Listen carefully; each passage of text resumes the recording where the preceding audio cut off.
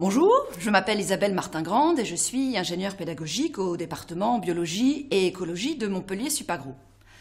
Mon département couvre les champs disciplinaires qui sont la protection des plantes, la carologie, l'entomologie, la pathologie, la malherbologie, la biologie et génétique des populations, l'écologie fonctionnelle évolutive et l'agroécologie. Mon département traite donc des formations sur les thématiques protection et amélioration des plantes de la licence pro au master en passant par les options de 3e année du cursus ingénieur. Je suis ingénieure pédagogique, oui, mais quelles sont donc mes missions? J'ai 3 missions. Première mission, je suis ingénieure pédagogique et ingénieure de formation.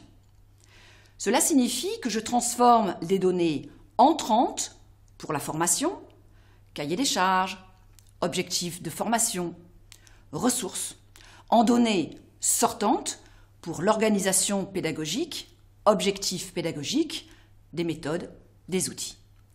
Et pour les formations et leur contenu, je suis donc à la croisée des chemins entre la pédagogie et le multimédia. J'identifie les connaissances et les compétences visées, je réalise les scénarisations pédagogiques des activités de cours et je détermine les ressources et les services indispensables à leur diffusion.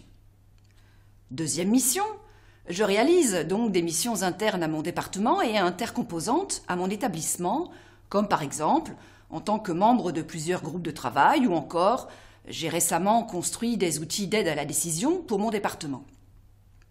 Troisième mission, je développe et anime un réseau de partenaires professionnels et de diplômés. Et c'est pour cet axe que l'on m'a demandé de témoigner aujourd'hui de ma pratique. Alors, pourquoi développer un réseau de partenaires professionnels et de diplômés? Il y a 2 raisons, me semble-t-il. Première raison, il faut viser le diplômé car il est aussi un partenaire. Mais il est, et surtout, un ambassadeur de sa formation. Il faut donc mobiliser chez lui un esprit d'appartenance. Une appartenance à son école, appartenance aussi à sa formation. Hier, il était le demandeur. Aujourd'hui, il devient le veilleur, le pourvoyeur des offres de stage, des emplois et des thèses. Deuxième raison, le réseau accroît la visibilité et la notoriété de la formation.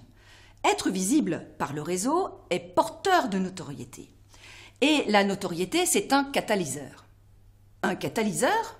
Oui, car le réseau est fournisseur d'offres de stage, d'emploi et de thèses CIFRE, autant pour les étudiants en cours de formation que pour les fraîchement diplômés. En France, la thèse CIFRE est un dispositif de financement partagé entre l'entreprise et le laboratoire de recherche public pour l'emploi d'un jeune chercheur doctorant. Je disais un catalyseur encore oui, car le réseau est distributeur de la taxe d'apprentissage. Cette taxe, en France, est un impôt versé par les entreprises aux centres de formation